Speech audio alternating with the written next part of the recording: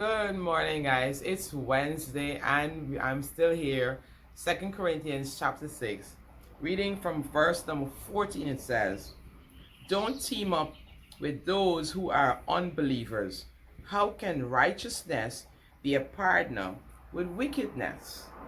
How can light live with darkness?" And then he goes on to say, "What harmony can there be between Christ and the devil? How can a believer be a partner with an unbeliever?" Now, here, I think a lot of times they're specifically talking about in terms of spouses, but it goes on to be applicable to any kind of partnership. Now, if you are in a partnership with someone, there's supposed to be unity. In other words, you're supposed to be heading towards the same goals, trying to achieve the same thing. You're supposed to be in sync. You're supposed to be in agreement. And so here he was reminding that we shouldn't be teaming up with unbelievers. Righteous people shouldn't become partners with unrighteous people. In other words, your little circle of friends, your little people who you go to for advice or you partner with, whether it's business deal or your life partner or your best bosom friend, they should not be someone who is on the other side. Because, as he said, light can't live with darkness. How can life live with darkness? If you have a dark room, the minute you put on a light, it's no longer dark.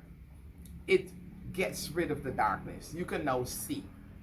And the same way he's trying to say, there, and he even goes on and he says, what kind of harmony can you have between Christ and the devil?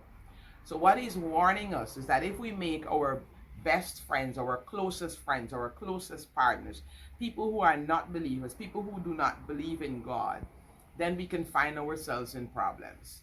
For instance, let's say your business partner is not a Christian, then they may be tempting you to juke the books and say, hey, it's fine, everybody's doing it. When we know that God is saying that no, we're supposed to be righteous, we're supposed to be honest, we're supposed to be truthful. We may not like the tax system, but God can bless you in spite of that tax system. That's what God is there for. He'll bless the work of your hands. And if you follow Him, then your business, regardless of whatever it is, will prosper and will show forth profit that will be beneficial to you. But if you start to jukes the books, then things will start sliding down a wrong way. Next thing you know, you're being charged with fraud and evasion of taxes and this and that, and lead you down a whole road that you don't want to go. In the same way, when you're talking about your life partner, you want to go to church, you want to do things that please God. They don't want to do that. They want to go do everything else that is totally ungodly. Then you're going to have a problem because you guys are going to have arguments all the time and you're not going to be in sync. And then by the time you have kids, somebody want to take the kids to the bar and another person want to take the kids to church, and it's going to cause a whole bunch of problems. So he's warning us to try to ensure that when we engage in partnerships, that we do it with like-minded people, with righteous people.